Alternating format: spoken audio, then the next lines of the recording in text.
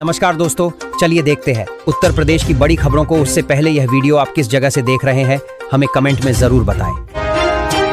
बस्ती के लालगंज थाने में मिशन शक्ति एवं साइबर अपराध जागरूकता अभियान के तहत आयोजित कार्यक्रम में महिला और पुरुष ग्राम प्रहरियों को सम्मानित किया गया। स्वयंसेवी संस्थाओं की ओर से महिलाओं को साड़ी और पुरुषों को साफा पहनाया गया। कार्यक्रम में नारी सुरक्षा, नारी सम्मान और स्वावलंबन से जुड़ी जानकारियां दी गईं। प्रदेश में त्योहारी सीजन में बाजारों में उमड़ने वाली भीड़ को देखते हुए पुलिस प्रशासन ने अपनी तैयारियां शुरू कर दी हैं। धनतेरस से लेकर दिवाली तक शहर के व्यस्त बाजारों में 3 व 4 पहिया वाहनों का प्रवेश बंद रहेगा। साथ ही शहर के सार्वजनिक स्थानों पर भीड़ को काबू करने के लिए महिला पुलिस बल के साथ ही सादा वर्दी में भी पुलिस कर्मियों की तैनाती रहेगी। विद्या फाउंडेशन की ओर से काशी विद्यापीठ विकास खंड के मुगादेव गांव में रविवार को अंतर्राष्ट्रीय बालिका दिवस पर जागरूकता रैली निकाली गई। इसमें आसपास के गांवों की कुल 72 किशोरियों ने प्रतिभाग किया। इस दौरान बालिकाओं ने शिक्षा, स्वास्थ्य, समानता और दिव्यांगता पहचान और रोकथाम के अधिकारों पर चर्चा की। अयोध्या में डॉक्टर राम मनोहर लोहिया अवध विश्वविद्यालय का 30वां दीक्षांत समारोह सोमवार को पहली बार बिना मुख्य अतिथि की मौजूदगी में होगा।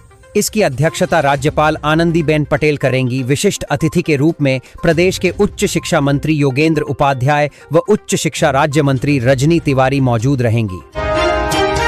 गोरखपुर के मदन मोहन मालवीय प्रौद्योगिकी विश्वविद्यालय से कैंपस प्लेसमेंट हुआ है। सत्र 2025-26 के शुरुआती 3 महीनों में ही अब तक 232 छात्र छात्राओं को कैंपस प्लेसमेंट मिल चुका है। कुल 13 कंपनियों ने इन छात्रों को 4 लाख से 14 लाख तक का पैकेज ऑफर किया है। रामपुर में हॉस्टल में कमरा दिलवाने के नाम पर एक छात्र से साइबर ठगों ने 68,000 रुपये ठग लिए। पुलिस ने तकनीक का इस्तेमाल करते हुए साइबर ठगों से 45,000 रुपये वापस करा दिए। शेष रकम भी जल्द मिलने की उम्मीद है। Uttar Pradesh power lifting championship 31 अक्टूबर से 1 नवंबर तक लखनऊ में होगी। इसके लिए कानपुर पावर लिफ्टिंग की 24 सदस्यीय टीम का चयन रविवार को श्यामनगर स्थित ऑक्सफोर्ड स्कूल में हुआ। कानपुर में बीसीसीआई की ओर से घरेलू क्रिकेट प्रतियोगिता रणजी ट्रॉफी की शुरुआत 15 अक्टूबर से होगी। पहला मुकाबला ग्रीन पार्क स्टेडियम में उत्तर प्रदेश और आंध्र प्रदेश के बीच खेला जाएगा। दोनों टीमें सोमवार को आधिकारिक अभ्यास सत्र में भाग लेंगी। दिवाली नजदीक आते ही आगरा शहर के बाजार रंग बिरंगी लाइटों और सजावट के सामान से जगमगाने लगे हैं। इस बार स्वदेशी उत्पादों ने चाइनीज सामान को हावी नहीं होने दिया है। भारतीय उत्पाद सस्ते, टिकाऊ और पर्यावरण के अनुकूल होने के कारण ग्राहकों की प्राथमिकता में शामिल हैं। प्रदेश में शराब की तस्करी और अवैध बिक्री में आगरा सबसे आगे है। बीते 12 माह में 10,000 लीटर से अधिक अवैध शराब जब्त की जा चुकी है। इससे 841 करोड़ का राजस्व मिला है। रविवार को आबकारी मंत्री नितिन अग्रवाल ने सर्किट हाउस में विभागीय समीक्षा की तो ये बातें सामने आईं। प्रदेश में दिवाली पर एक सप्ताह का विशेष सुरक्षा प्लान बनाया गया है।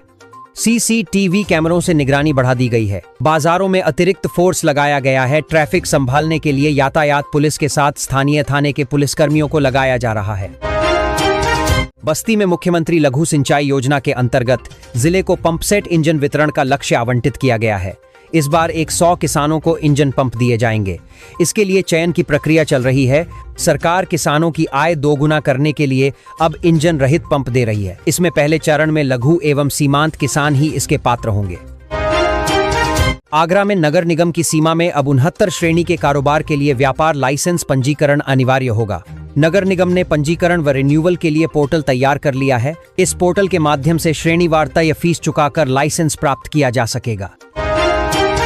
यूपीपीसीएस प्री परीक्षा के बाद रविवार की शाम को घर जाने के लिए परीक्षार्थियों का रेला कानपुर सेंट्रल स्टेशन पर उमड़ पड़ा। अधिकतर परीक्षार्थी प्रयागराज, लखनऊ, झांसी और रायबरेली रूट पर जाने वाले थे। इससे सबसे ज्यादा भीड़ प्लेटफॉर्म नंबर 4, 5, 6 और 7 पर रही। यात्रियों को ट्रेन की गैलरी में भी खड़े होने की जगह नहीं मिली। कानपुर में बिल्डरों और राजस्व कर्मियों के गठजोड़ से जमीनों की फर्जी रजिस्ट्री का भंडाफोड़ किया गया है। प्रशासन की जांच में कानूनगो से लेखपाल बनाए गए आलोक दुबे सहित 7 अन्य लोगों के खिलाफ देर शाम आरोप पत्र दाखिल किया गया। अयोध्या राम मंदिर की स्वर्णिम निर्माण यात्रा का पाठ इंजीनियरिंग और प्रौद्योगिकी के क्षेत्र में उच्च शिक्षा प्रदान करने वाले भारत के प्रतिष्ठित संस्थान आईआईटी के छात्र छात्राओं को पढ़ाया जाएगा। इसके लिए श्री राम जन्मभूमि तीर्थ क्षेत्र और राम मंदिर के भवन का निर्माण करने वाली company Larsen and Toubro L&T के सहयोग से पुस्तक लिखी जाएगी।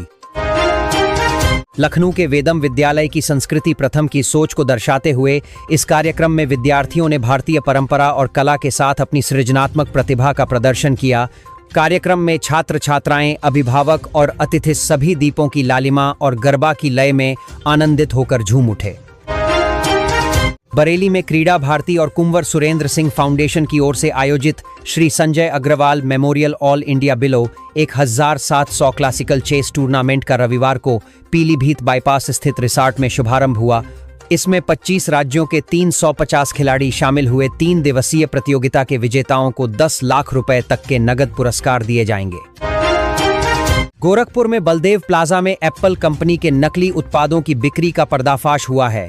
कैंट थाना पुलिस ने छापा मारकर 4 मोबाइल दुकानों से सैकड़ों की संख्या में नकली मोबाइल कवर और चार्जर बरामद किए। इस कार्रवाई के बाद बाजार में हड़कंप मच गया। पुलिस ने चारों दुकानदारों के खिलाफ कॉपीराइट एक्ट के तहत केस दर्ज कर लिया है। मुजफ्फरनगर के खतौली में मोहल्ला इस्लाम नगर की शाहनजर कॉलोनी में मकान की छत पर दोपहर में धूप में सुखाए जा रहे पटाखों में आग लग गई और कई धमाके हुए। धमाकों की आवाज दूर तक सुनी गई। इस दौरान छत पर बैठी महिला झुलस गई। अयोध्या में पटाखे में विस्फोट से कई लोगों मौत के बाद सुल्तानपुर पुलिस भी सक्रिय हो गई है। रात कोतवाली पुलिस ने एक कॉस्मेटिक की दुकान में छापा मारकर अवैध पटाखों का जखीरा पकड़ा। दुकानदार के पास पटाखे के भंडारण का लाइसेंस नहीं था। दुकान में अग्निशमन यंत्र भी नहीं लगा था। पुलिस ने विस्फोटक सामग्री जब्त कर आरोपी को गिरफ्तार कर केस दर्ज किया है। बरेली के हाफिजगंज में सोशल मीडिया पर भगवान श्री राम के खिलाफ अभद्र टिप्पणी करने के आरोपी को तमंचा सहित पुलिस ने गिरफ्तार कर कोर्ट में पेश किया। मुजफ्फरनगर में करीब 4 माह बाद होने वाली नगर पालिका परिषद की बोर्ड बैठक में सोमवार को 80 करोड़ से होने वाले निर्माण और विकास कार्यों पर मुहर लगेगी। शहर में 3 नए वेंडिंग जोन की स्थापना सहित वायु प्रदूषण दूर करने के लिए शहर में 3 स्थानों पर एंटी मिस्ट टावर लगाने की योजना भी शामिल है। कानपुर में स्वदेशी उत्पादों को बढ़ावा देने के उद्देश्य से रविवार को मोतीझील के लॉन नंबर 3 में उत्तर प्रदेश ट्रेड शो स्वदेशी मेला लगाया गया। 8 दिवसीय मेले का शुभारंभ कैबिनेट मंत्री राकेश सच्चान ने किया। उन्होंने चरखा चलाकर हस्तशिल्प कारीगरों का मनोबल बढ़ाया। मथुरा के वृंदावन रोड स्थित गांव वनसौती की नहर पर रविवार की सुबह छटीकरा की तरफ से आ रही कार के चालक की झपकी लग गई।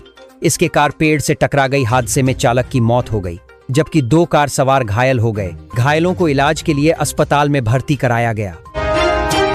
बसपा सुप्रीमो मायावती के फोटो को एडिट कर सोशल मीडिया पर अपलोड करने से बसपाइयों में रोष व्याप्त हो गया है। बसपा जिला अध्यक्ष हाथरस और अलीगढ़ के कोऑर्डिनेटर ने स्थानीय बसपाइयों के साथ सिकंदराराव कोतवाली जाकर इसकी तहरीर दी है।